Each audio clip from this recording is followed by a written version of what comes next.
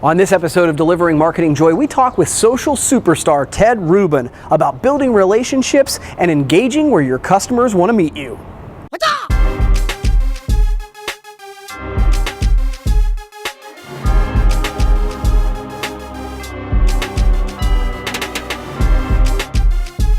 Hey there, and welcome to another edition of Delivering Marketing Joy. I am your host, Kirby Hasseman, and I am super excited to have a return guest this time. I've got Ted Rubin, who's a leading social media strategist, keynote speaker, brand evangelist, and one of the Forbes list of social media top 50 influencers. Ted, it's an honor. Thank you so much.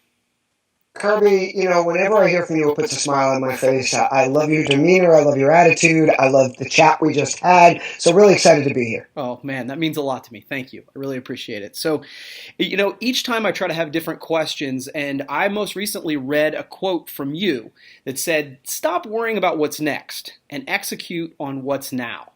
Now, I thought that was awesome, but I thought, maybe you could dig into that and explain what you meant. No, absolutely. First of all, what I'm not saying is don't worry about what's happening in the future and don't think about it. What I'm saying is too many people spend so much time worrying about the next platform, the next marketing campaign, the next product, that they forget about staying in the present. And, this has ramifications personally and professionally. So let's talk professionally first. Professionally, what happens is I find so many companies, they're first starting to understand a social platform. Let's say it's Twitter, it's Facebook, it's Instagram. And I see really some good interaction, maybe some good content. And next thing you know, they're dedicating all their resources. Oh my God, Snapchat's an epic thing. We got to jump in there and get that. And by the way, that's okay. It's great to look forward, but you need to execute on what you're doing. You need to execute on what's happening. You need to make sure that it's a classic example of your current customers versus future customers. Yeah. I mean, there's been a million different studies done on this, and anywhere they claim anywhere from 4 to 7 times it costs more to acquire a new customer than to maintain and keep a current customer. But so many companies are so focused on that next customer, on that next prospect, that they forget to take their time and resources and energy and put it into the people and customers they already have. And let's take this to a personal note. It also has to do with being in the moment. I'm a divorced dad. Everybody knows that. I have to fight to keep my daughters in my life. I treasure every moment I get with them because it's still difficult for them, even at 19 and 21. But this doesn't just go for someone like me. This goes for anybody. I see people on their phones with their kids, doing other things, looking at, watching a game. When you have those moments with your kids and with your family, and certain people, they're feeling far between as they get older. Don't miss them.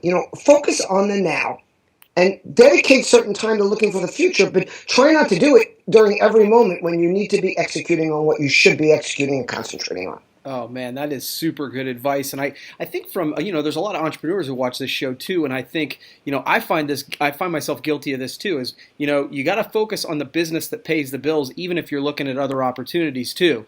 So executing on what's now makes a ton of sense. And I just find that so many people overlook it. And what is really happening way too much, and we've all seen this, and this isn't just now. This has been always. You get a customer, you forget about them, you move on. It's like social media. You click a button, you think you made a friend, and now you move to the next one instead of really building a friendship.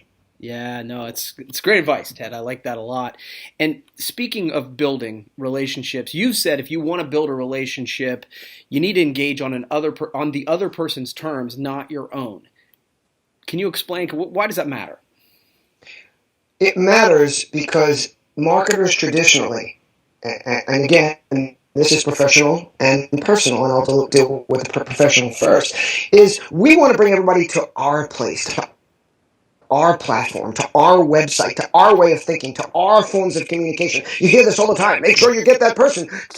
Take an action and join your email marketing list. Well, that's great unless they don't give a shit about email or if that's not where they want to communicate. Now, I have a policy personally, and I take this very much into business, and it's what I talk to big companies about. If I want your attention, or I want you to do something for me, then I have to communicate the way you want to communicate. But if you want me to do something for you, then you have to communicate the way I want to communicate. So if you start DMing me on Twitter or messaging me on Facebook, and I say, this is really great. I'm so glad you reached out, Kirby, but if you want to continue this conversation, we need to take it to email.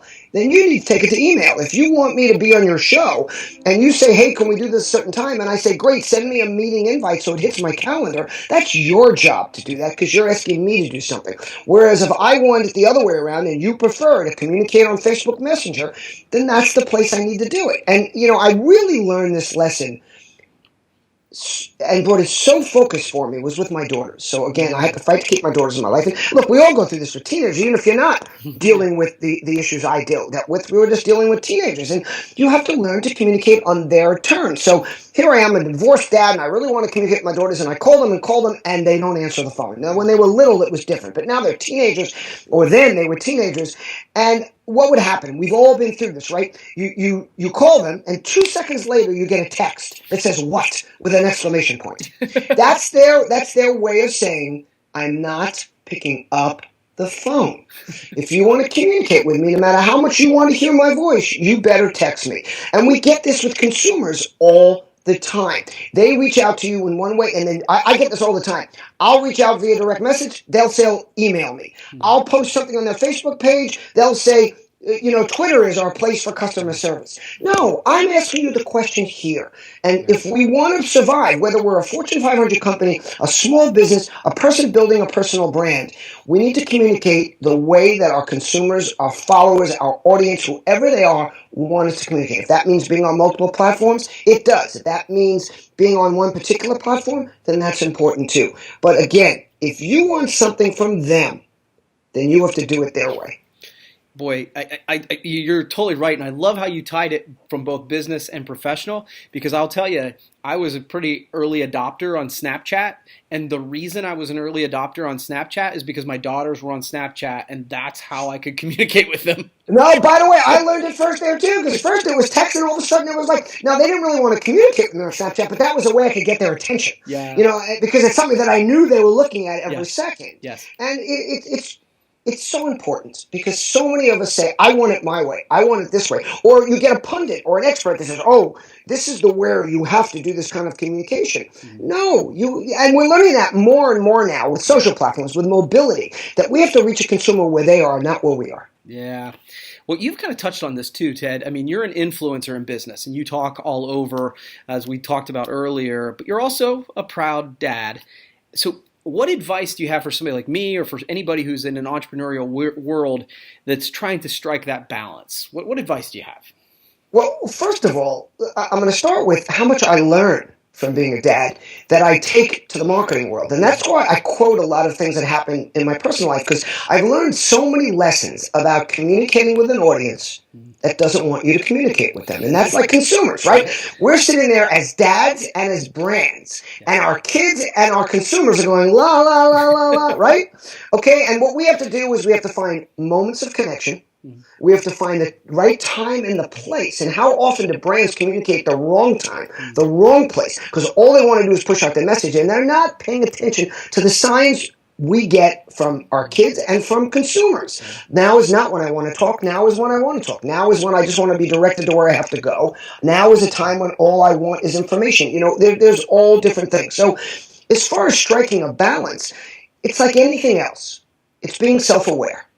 It's paying attention to not, first of all, being self-aware of ourselves.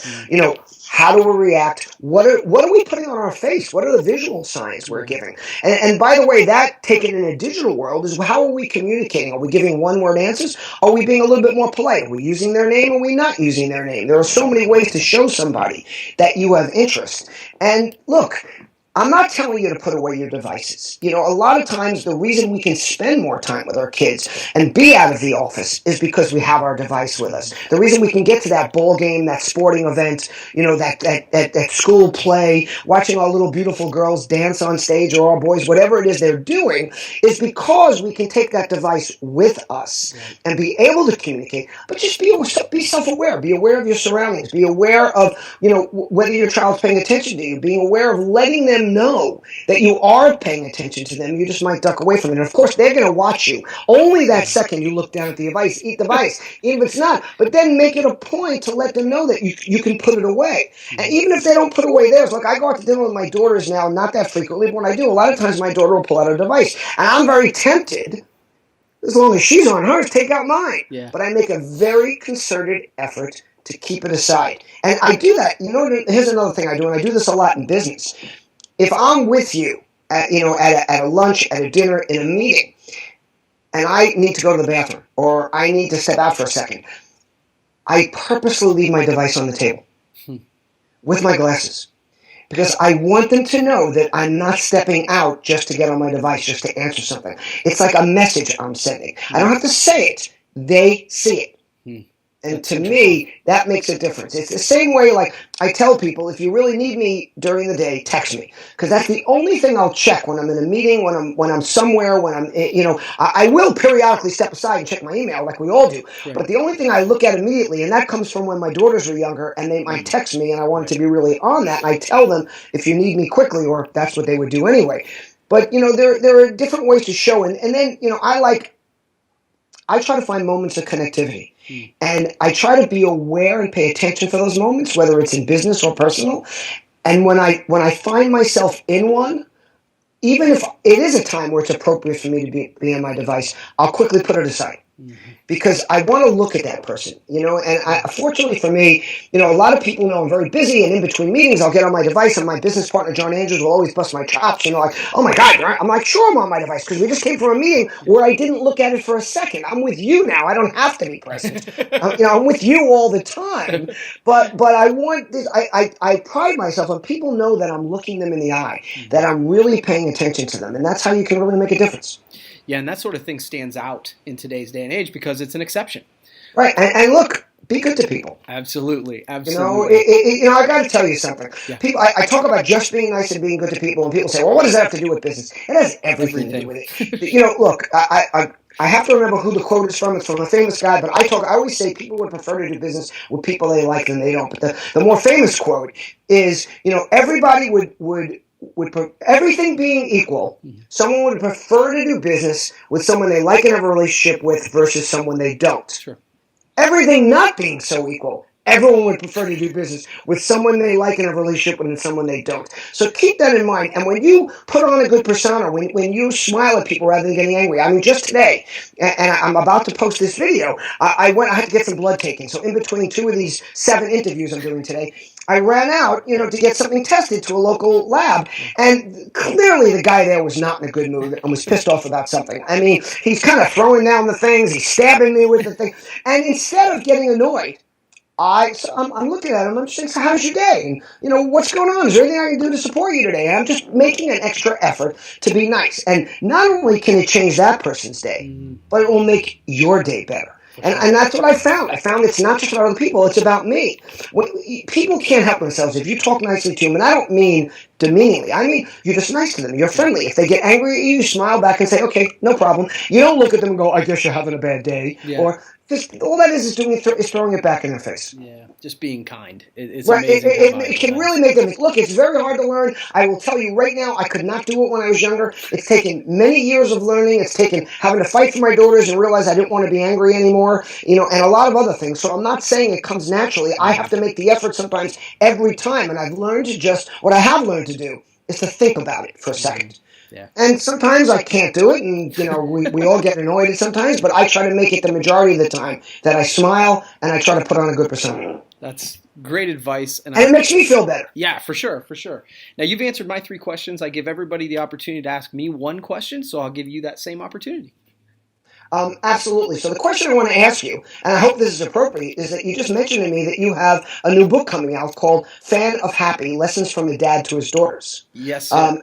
And I think that's an incredible title. You know, Thanks. I want to do nothing more than pass. Unfortunately, I don't get to spend that kind of time with my daughters, and they're a little bit afraid still at this point about showing the world they're spending time with me. Sure. But I so much want to pass along to them, and what I'm trying to do is kind of through example. You're getting the opportunity to do it through a book, so why don't you just tell me real quick about it? Yeah, so, and I think you'll appreciate this. The concept behind it is, like most people who have daughters or sons that are in their teenage years, I think we have a lot of things that we'd like to share with them. We'd like for them to understand different lessons that we've kind of probably learned the hard way. And but when we go to try and share that with them, it often comes off as a lecture, or they're not really in the mood to listen to it. We're not operating on the platform that they want to operate on. And so I thought, you know what? I'm going to start writing these lessons down so that when they are ready, they can consume these on their own time when they're ready to do it. Maybe they're 24, maybe they're 30 when they actually read this book. But I thought, you know what?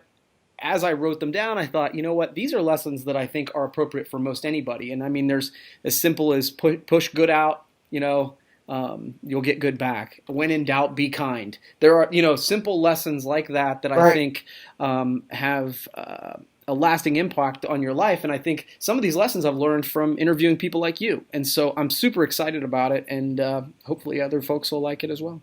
Well, I love that. I hope that you'll let me know when it's available so I can buy a copy.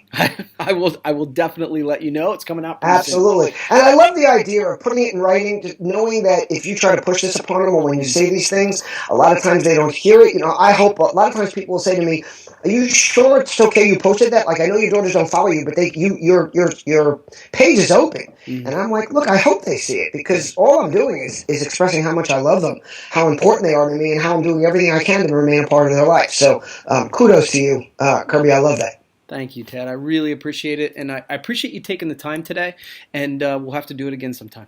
I'm looking forward, and look, I hope that I can get to that Brand Innovators event in Dublin, and we can get to meet face-to-face. That would be awesome. Okay, thank you so much. Well, hey, that wraps up another edition of Delivering Marketing Joy. We'll see you next time. Thanks for watching, but wait, can you do me a favor? Please subscribe to my channel. If you haven't done it already, the way to do it's right over here. And hey, if you want to watch the last episode, check that out over here. Again, before you leave, subscribe.